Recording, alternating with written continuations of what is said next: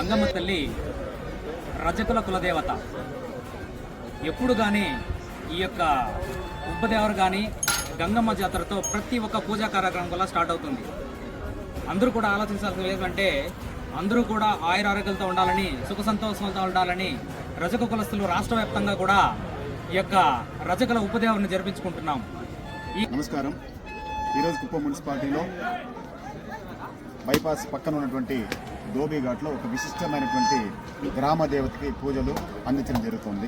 ప్రముఖంగా ఈ గ్రామ దేవత ఇదేమంటే అనాదిగా వస్తున్నటువంటి ఈ కుప్పం ప్రాంత వాసుల యొక్క నమ్మకాన్ని, అలాగే ఆరోగ్యంగా అంటువ్యాధులు రాకుండా ఉండి చూడడానికి, అలాగే వారి యొక్క కుల వృత్తులు అభివృద్ధి చెందడానికి, ఈ కుల వృత్తిని నమ్ముకున్నటువంటి రజక సోదరుల వంశం అభివృద్ధి చెందడానికి ఈ గంగమ్మ దేవతని ప్రముఖంగా మొక్కుతూ ఉన్నారు.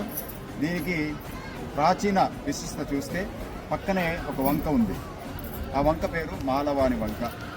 ఆ వంకలో రజక సోదరులు అలాగే ఎస్సీకి సంబంధించి మాలవాళ్ళు కలిసి వారి యొక్క జీవన విధానాన్ని సాగించేవారు. అందులో చూస్తే ఈ రజకులు అలాగే ఎస్సీలో వీళ్ళ ప్రముఖులు ఇద్దరు కలిసి తిరుపతి గంగమ్మకి అతి ముఖ్యులు.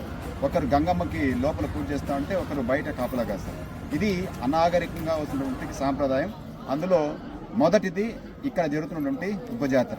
కాబట్టి ఈ విశిష్టతని, ఈ ప్రగాఢ విశ్వాసాన్ని ప్రజలకు తెలియజేయాలని మిత్రులందరినీ కోరుతున్నాను.